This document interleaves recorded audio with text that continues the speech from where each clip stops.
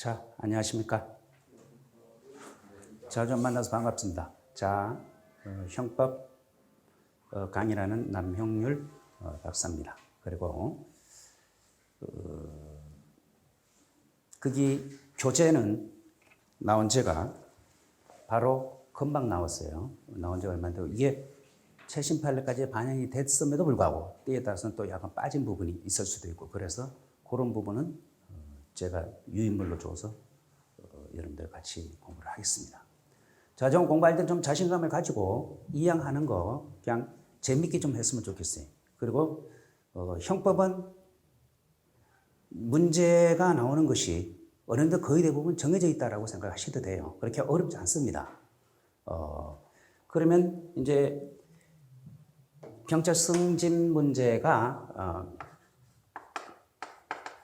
옛날부터 내가 좀 관심을 가져서 이렇게 했는데 지금 보면 여러분들이 사신문항 중에 사실상 형법 공부할 때는 형법은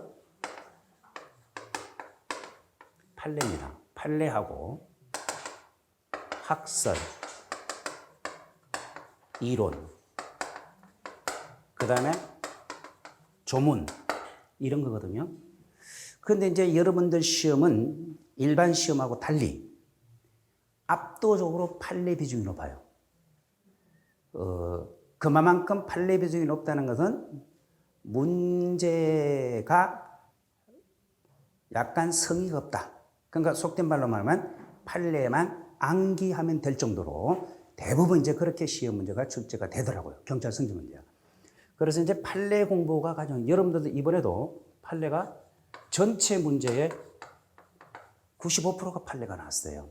그 형법 문제가. 그러니까 내가 설명할 때도 그랬는데 이제 이런 얘기 하지 말라고 얘기하던데요. 사실상 형법이 경감승진 문제하고 일반 채용 시험 있잖아요. 이제 이번 26일에 시험 보는데 채용. 그 문제하고 비교하면 오히려 몇 문제는요. 경찰 승진 문제보다 일반 채용 시험이 더 난이도가 높고 괜찮은 문제가 더 있어요. 거기는 학설도 몇 문제에서 서너 문제는 꼭 낀단 말이에요.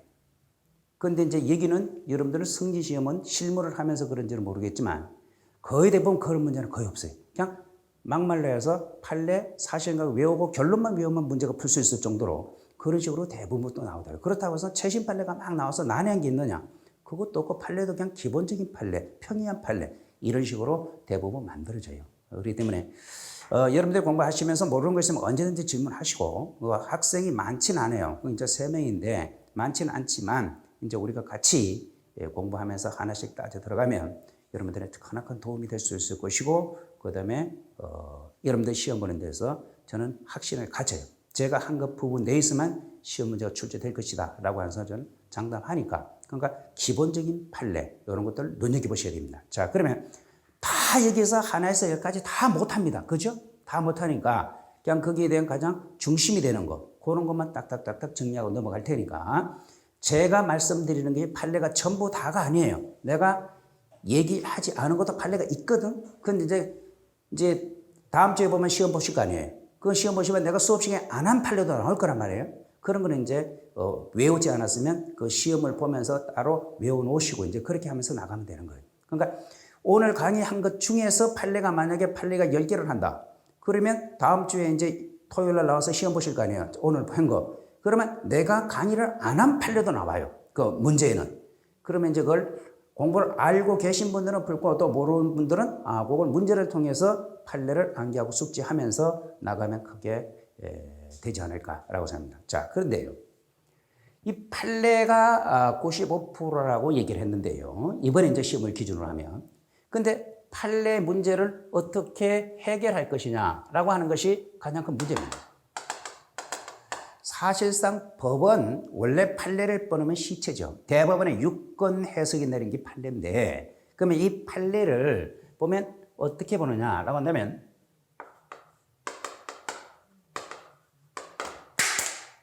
기출된 판례입니다. 기출된 판례라고 하는 것은 경찰 승진 문제만 국한한 것이 아니고 각종 시험에서 기출된 판례가 여러분 재탕되는 거예요. 시험 문제가. 판례는 돌고 돌아요. 항상. 그러니까 변호사 시험에 나왔던 게 경찰 승진에 나오고 경찰 승진에 나왔던 게 변호사 시험에 나오고 막 그래요. 또 일반 채용 시험에 나왔던 게보다 경찰 승진에 나오고 막 경찰 간부에 나오고 막 그렇습니다. 그래서 기출된 판례 문제 전체 중에 기출된 판례가 제가 봐서는 모든 시험에 한 80%가 차지합니다. 기출된 판례. 그러니까 여기서 기출된 판례라고 하는 것은 경찰 승진 기출된 판례를 얘기하는 게 아니고 그러니까 우리가 지금 현재 형법 문제가 객관식으로 들어가는 것이요. 변시가 있어요. 법원 행정고시가 있어요. 그 다음에 경찰 승진이 있고 경찰 간부 시험이 있고 그 다음에 일반 채용이 있어요. 그 다음에 7국어 검찰직이 있어요. 그 다음에 법원직이 있어요. 보통 이런 한 8개, 9군데가 지금 현재 공채로 객관식으로 형법이 들어가요. 그러니까 거기에 대한 각종 나온 기출 문제를 여러분들이 분석을 해도 거의 대부분 뭐죠? 판례는 해결이 됩니다. 80%가 해결이 된다라고 얘기를 할 수가 있어요. 그래서 여기 기출된 판례를 정확하게 하고 그 다음에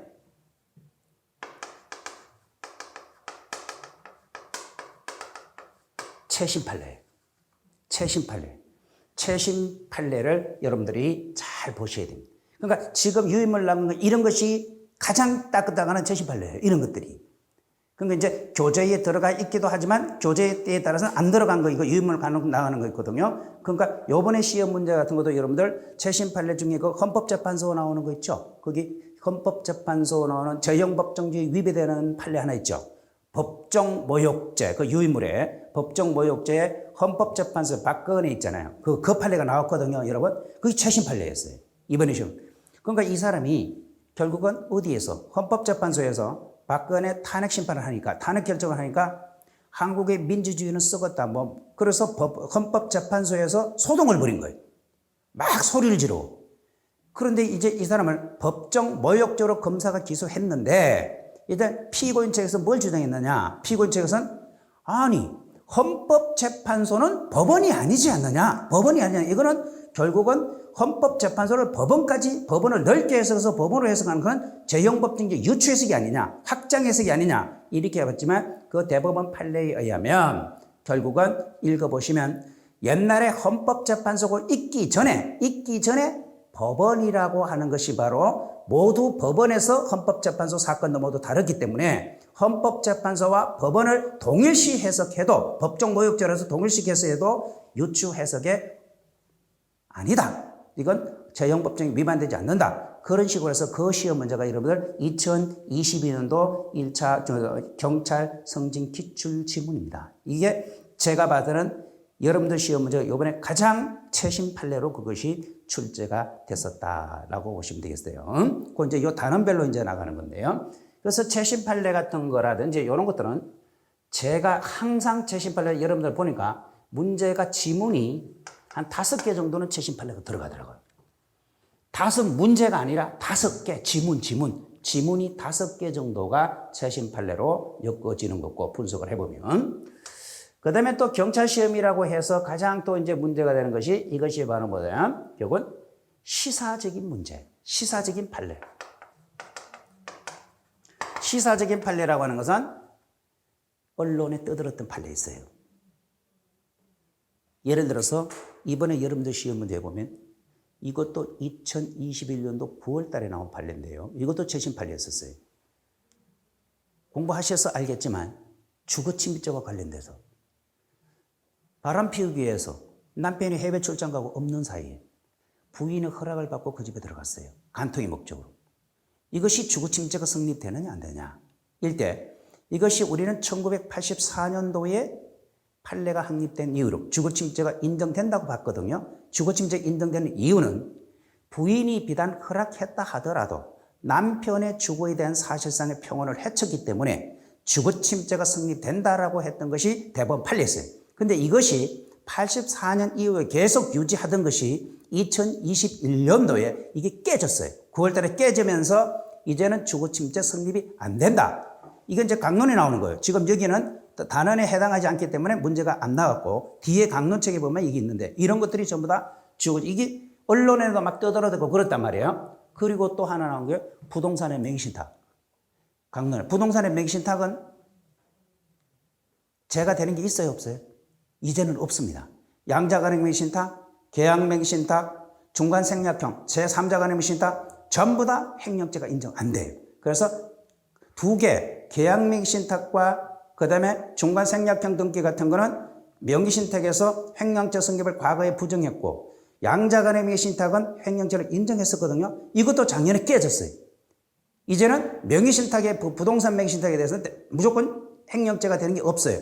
그것도 여러분들 시험 문제 출제. 이런 것들을 전부 다 최신 판례로 묶어서 그러면 최신 판례 묶고 그 다음에 판례를 공부할 때는요. 무조건 여러분들 제일 먼저 하는 것이 이거예요.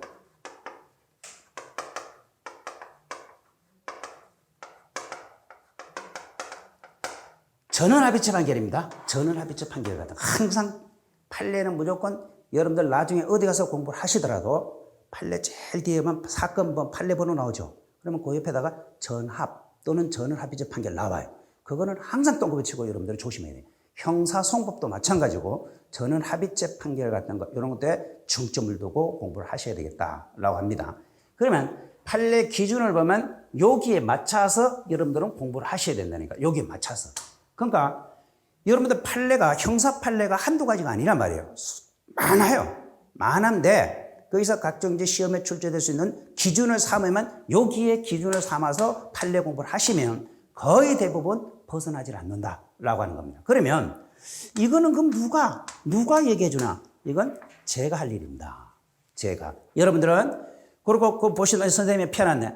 각 단원별로요. 각 단원별로 그 제일 끝에 보면 핵심 기출 판례라고 적혀 있어요. 핵심 기출 판례. 각 단원별로 핵심 기출. 그런 식으로 정리하게 돼. 그것을 여러분들은 무조건 숙지하고 있어야 됩니다. 거기 이제 그냥 판례 쭉 정리된 거 그거 말고 핵심 기출 판례라고 분명히 모든 것이 단원별로 다 그렇게 정리되어 있거든요. 그런 것들을 눈여겨보시면서 공부를 했으면 좋겠다라고 얘기를 합니다. 그러면 몇 년도 과거라고 해서 그 유시하면 안 돼요. 그게 전부 다 지금 내가 그 날짜를 안 적어서 그래요. 22년도도 나오고 21년도 나오고 다 그런데 그걸 내가 귀찮아서 그걸 안 적어서 그렇지 계속 그 나왔던 게 또 나오고 계속 돌고 돈다. 그래서 공부하실 때 제일 먼저 핵심 기출 판례 단원별로 그 부분에 대해서 여러분들 눈여겨 좀 보시면 좋겠다라고 얘기합니다. 자, 이렇게 되고 그 다음에 학설과 이론 부분은 무조건 어디 있냐? 총론입니다. 학설과 이론 부분은 총론 부분인데 이 총론 부분을 공부할 때가 학설 이론이에요. 그런데 일반 경찰 승진 문제는 이제 앞으로는 이쪽으로 제가 봐서는 많이 들어갈 거예요. 여러분들 출제가 경찰 자체에서 내는 게 아니죠. 학교 선생이 내죠. 학교 선생들이 내는 것은 전부 다 학설과 이론을 좋아하는 겁니다. 이런 걸 좋아하는 거예요. 그냥 판례를 달달달 외워서 뭐든다 내는 것보다는 학설 이론 부분이 많이 출제될 수 있으니까 이 부분에도 나올 수 있는 것을 전부 다 정리해야 돼요. 자, 봐요. 학설과 판례 문제는 학설 이론 문제는 강론은 없습니다. 총론에만 나오는 거예요. 학설 이론은. 그러면 총론 부분에서는 몇 가지가 있어요. 한시법, 추구표 인정 여부. 그 다음에 두 번째 우리는 법인에 대해서 범죄능력 인정 여부. 그 다음에 또 들어가는 것이 이제 우리는 위법성론에서는 주관적 정당화 요소가 결여됐을 때 과연 위법성이 조각되겠는가? 그러면 주관적 정당화가 결여됐을 때 우리 법정인 어떤 조치를 취하느냐? 불능미수범설, 기수범설. 그리고 구속요건에서 개괄적 고의 부분. 이런 거. 그 다음에 결국은 책임론에 들은 위법성론은 그렇고 책임론에는 원인자, 원인자의 이론. 그 다음에 위전차. 위법성 전체 사실 있죠. 뭐 엄격 고의설 제한적으로 쭉 나오는 거 있지 않습니까? 그런 거 이론 부분. 그 다음에 미술론 쪽에서는 사실상 여러분들한테 이론 문제가 나올 것이 별로 없습니다. 미술론은. 그 다음에 공범론에 들어가면 공범의 개념, 정범과 공범의 구별, 그 다음에 공범 종속성설. 그러니까 공범 종속성설과 독립성설을 구분하셔서 종속성설이 우리나라 다설인데 그러면 정범이 실행행위로 나갈 때만 공범이 성립하는데 이게 어디까지 나가야 되느냐? 종속성의 정도. 이게 바로 제한적 종속 형식, 최소한의 종속 형식, 극단적 종속, 초극단 이렇죠. 이런 것들을 정리해야 돼요. 그리고 형법 33조 공범과 신분에서 여러분들이 바로 형법 33조 본문과 단서 요거 정리하면 됩니다. 이런 것들을 그리고 구속력은 구속력 착오 이론 이런 것들을 정리하면서 차츰차츰 해나가면 되고 그 외에는 이런 문제는 신경 안 쓰셔도 돼요. 그 나머지는 전부 다 뭐죠? 판례라고 생각하시면 됩니다. 아무리 어려워도 아무리 문제가 어렵게 나와도 형법에 딱 정해져 있어요. 그거 이상을 벗어나지 않는다라고 생각하시면 되겠습니다.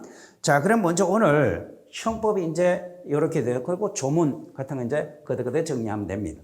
그러면 잘만 하면 결국 한 번 더 90점 이상은 전부 다 강의를 충실히 되면 90점 이상은 맞을 수 있을 것이다 라고 생각합니다. 그러니까 혹시나 강의 들으시면서 아유 뻥치고 앉아있네. 처음에 강의하니까 이제 그러지. 안 해. 이거는 법은요. 어느 정도 문제가 정형화되어 있어요. 형법은 정형화되어 있어요. 그러니까 여러분들이 암기하라면 암기하고 해야 될 것만 탁탁 정리하면 크게 벗어나지는 않는다라고 얘기를 할 수 있습니다. 자, 한번 정리. 그러니까 핵심 기출판례 그건 반드시 여러분들이 암기를 해야 돼요.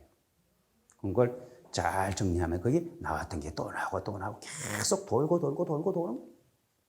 그리고 최신 판례 같은 거 이런 건 내가 여러분들한테 지금처럼 유인물처럼 저렇게 정리해서 주면은 그때 그걸 첨부해서 붙여놓든지 아니면 그걸 외워서 이게 지금 나온 게 최신 판례는 오늘 강의 나갈 거 재형법정적 형법 적용 범위에 가는 거예요. 그럼 이런 것들은 오늘 공부하면서 그 옆에 뭐든다 붙여놓든지 아니면 이렇게 해서 차근차근 나가면 되는 거예요. 근데 이제 아시다시피 솔직히 일주일에 이건보다 한 번 하잖아요. 일주일에 한 번 해서 이 형법의 책만 보더라도 질릴 정도로 총각론과 정론과 강론이 있는데 이제 이걸 어떻게 여러분들이 다 하냐라고 하는 것이 문제인데 내가 봐선 경찰 승진 문제는 얕게 넓게 나와요. 깊게 나오는 게 아니라 얕은데 40문항이니까 평소에 일반 시험에서는 별로 중요시 안 하는 부분이 있잖아요. 뭐 옛날에 뭐다 수도불통제 이런 것도 있어요. 수도불통제 뭐 이런 것들이 솔직히 무슨 말인지도 모르죠. 그런 것들을 일반 시험에서는 거의 타치 안 하거든요. 그런 부분에 대해서도 출제가 되니까 뭐 일반 교통방해죄 이런 건 여러분들 실무와 관련됐기 때문에 교통방해죄가 등이 나온다. 그러니까 이제 학교 같은 데나 이런 데서는 그런 부분에 대해서는 중요하게 생각을 안 하는 거예요. 원래는. 근데 그런 것들을 제가 차츰 그런데 문제는 시간입니다. 시간이 그 하루에 3시간씩 해서 13번에 이걸 다 한다는 것은 하늘의 별 따기예요, 솔직히. 그렇지 않습니까? 그래서 내가 하는 게 판례 위주로 나오니까 중요한 판례만 딱딱딱딱 정리하고 논점만 잡고 넘어가겠어요. 아시겠어요? 그리고 제가 강의를 안 하더라도 그 판례가 교재에 있는 판례는 가능하다면 뭐죠? 암기해 주려고 노력하셔야 됩니다. 핵심 기출 판례를 중심으로 해서 공부하시면 됩니다.